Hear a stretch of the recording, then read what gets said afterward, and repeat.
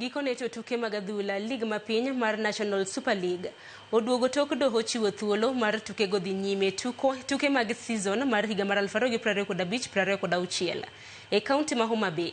Alap mar Raila Odinga Stadium biro bago tugo e kind klab mar Mofa gi Nairobi City Stars mano chieng' Jumapil.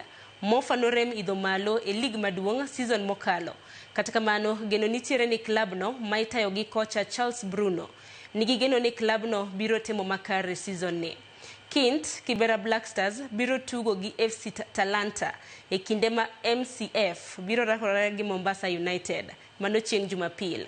Luanda Villa biro tugo gi Sam West Black Boots, Kanzoia Sugar biro tugo gi 3K Football Club. Migori Youth biro bedo weg tugo e kindgi gi Mwatate e kinde ma Kabati biro tugo gi Vihiga United. Tugo mogik biro bedo e kind Fortune Sacco gi Naivas FC. Sema kila mtu ako na target moja kwa team na ni preparation tu yote imekuwa ni hiyo kupanda ligi at the end of the season, na kila mtu ako na hiyo objective moja na tutapambana hadi the end.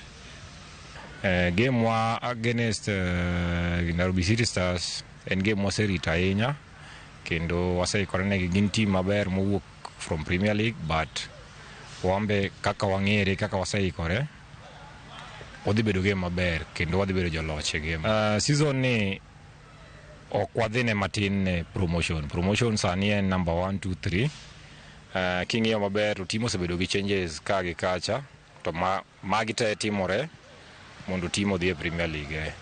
Sani Federation kawo ji adek, matieni target wa mar season ni en number 1, 2, 3.